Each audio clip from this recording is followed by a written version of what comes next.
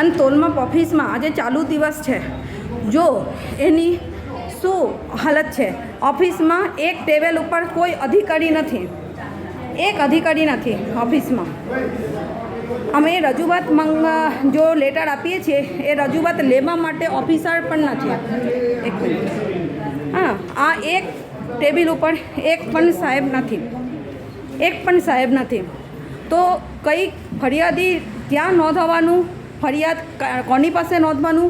અને આજે 1 વાગી ગયા છે, સાહેબ નથી. સાહેબ કહે છે કે મિટિંગમાં છે આજે, પણ સાહેબની એબ્સેન્ટમાં કોઈને ઓથોરિટી નથી, કોઈ જવાબદાર વ્યક્તિ નથી જે કોઈની રજૂઆત લઈ શકે કે એને રજૂઆતની નિકાલ કરી શકે. જો અત્યારે આ પરિસ્થિતિ છે, આ 2-3 સ્ટાફ આ બધું ઓફિસ ચલાવે છે. આવી હાલત છે તોલમાપની.